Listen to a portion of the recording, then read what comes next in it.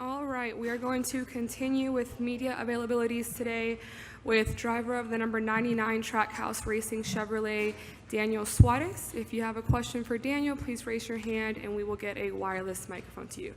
We'll start over here. Rob Tianson from thePonyPitch.net. Daniel, first of all, this is kind of like a home race for you, given how Mexico is so close by. So how much of a home field advantage would you say COTA is for you? What was the last part? What you say? How much of a home field advantage is COTA for you? It feels quite a bit. Quite a bit, actually. My mom actually arrived last night. She drove from my hometown along with a close friend of mine and my sister. So yeah, definitely feels like home. You know, I'm very happy to be here. In Austin, COTA is an amazing racetrack. I have my family here. Today is Justin Mark's birthday, so we have a birthday bus this weekend. So we have fast cars too, so everything is looking great. You know, we have a lot of reasons to be happy and grateful, and looking forward to get rolling here shortly for qualifying. And how special would it be for you to deliver that birthday boss of yours a victory this weekend? Yeah, I mean, you know, winning is always great. And winning, you know, we can always find excuses of why winning is so amazing. But yeah, I mean, this weekend, obviously, we have, you know, Justin's birthday. My mom is here. I haven't seen her in several months. My sister is here. I haven't seen her almost a year. So yeah, it's a good time to be here, and it's a good time to be fast. So. Looking forward to see what we can do, but so far we have had a pretty acceptable weekend so far. Do we have any other questions for Daniel? Let's go right back there. Doug Turnbull from PRN. We've asked drivers this through the weekend. Have you been able to gauge the differences between the road course, short track package last year and what you've seen yesterday in practice and Cup? And what was your car doing in relation to those changes? Yeah, I think that actually a lot of things changed from last year to this year, and not just on the aero package, but also the racetrack. The racetrack is actually more bumpy, in my opinion.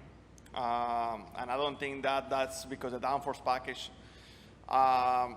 You know, we have a different tire, and you know, last year here in COTA was the first road course race for the next gen car, and you know, we have learned so much. Every single team has learned so much since then. So I feel like, yeah, we're in a different spot, but I don't think that we're exactly comparing apples with apples because a lot of things have changed. But overall, it feels good. You know, the fall off, that at the end of the day, that was the main thing that NASCAR was looking for, is bigger. So that's a positive. I feel like that is going to open the doors for different strategies now that we don't have to stop for stage breaks.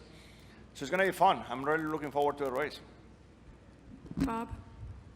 Bob Pockris, Fox Sports. Kind of following up on that, just how different is the car this year compared to last year? And do you feel, I mean, last year you had the dominant car for the first 15 laps. Do you feel potential for that type of feeling again? Yeah, Bob, you know, last year I truly felt that I had the best car. I feel like this time around, I feel like we have a fast car. I don't feel like, as right now, I don't feel like we have the best car, but I feel like we can have one of the best cars. So, and that's all I can ask for, you know. I don't feel like I need to have the fastest car to be able to win the race. I feel like if I can have something similar to the fast guys, I think that I can, you know, we can make it happen as a team.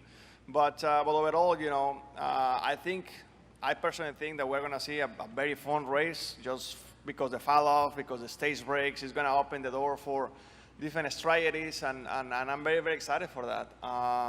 You know, we have made a couple adjustments overnight. Hopefully those are the things that I'm looking for on feeling wise, and see what we can do today. But overall, I'm happy where we're at. Any other questions for Daniel? All right, we'll go right up here.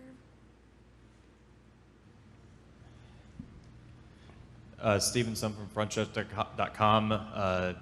Daniel, obviously you guys were both very fast last year. This year you'll have Kimi along with you guys in the three-car team. What advice have you given to him and vice versa heading into the race this weekend? To Kimi? Yeah.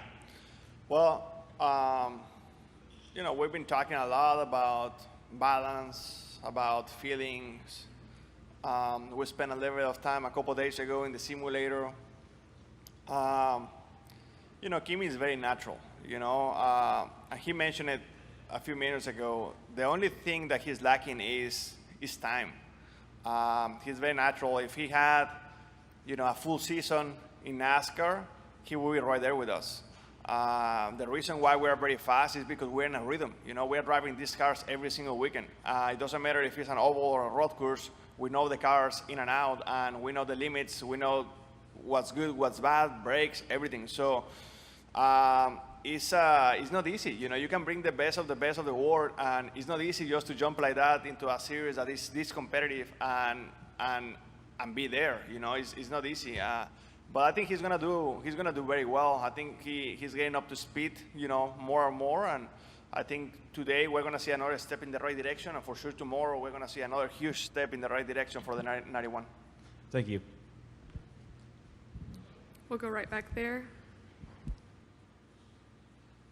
Jeff Watkins, Game Day Productions. How do you maintain your focus and cognitive performance during a race? Do you have any particular strategies you use to do that? No, I wish I had some. But no, listen, I try to stay calm and to try to remind myself why I'm here. I'm here because I love racing. I'm here because I love to compete, and I like to win. Everything else comes as a consequence, and to feel grateful to be here. Because when you're in a rhythm, like I was talking about not too long ago, it's very easy to take it for granted. Take it for granted what we do every single weekend, and we are very lucky individuals that we get to do every single weekend what we love to do, that is drive race cars and compete. Every single driver here is very, very competitive, and it's something that we just love, and just because of that, we are very, very fortunate, to be in this position. So I try to remind myself of all these things, to know that I'm in a very good position, and go out there and have fun. Prepare myself as good as possible mentally and physically, and go out there and compete in the highest level I could possible do. Hey, Daniel, Watson with frontstretch.com. Yesterday I saw on your Instagram your track walk, and when it started monsooning. I thought that was kind of funny. I just wanted to ask, now that it's sunny, how the weather will affect the handling of the car tomorrow, and your thoughts on how good it is to be in Austin this weekend. Yeah, I think I have to change my weather app because I didn't think it was gonna rain. But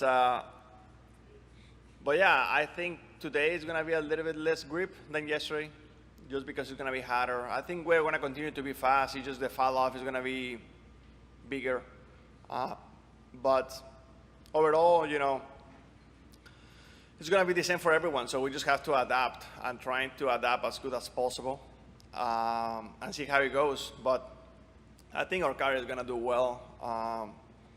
We're making some good adjustments, I believe, for today, and I think that we're going to be on the good side of it when it comes to the new weather or the new day, and see what we can do. But overall, I'm happy where we're at. Dustin Albino, JC. Daniel, with no stage breaks tomorrow, how do you anticipate that, the different strategies playing out? Can you repeat the question? Yeah. With no stage breaks tomorrow, Oh. how do you anticipate the race kind of playing out with different strategies? I honestly am really looking forward to that because in the past, I mean, you guys know this, we were coming to a road course race with two mentalities. One, either you're going to fight for the win, or the other one, or you're going to fight for points. But you couldn't do both. It was impossible to do both. I was in both situations last year, and it was fun, but it wasn't as, I mean, when you were going for points, it's almost like you already knew that you were not going to win the race, or it was going to be a long shot to win the race.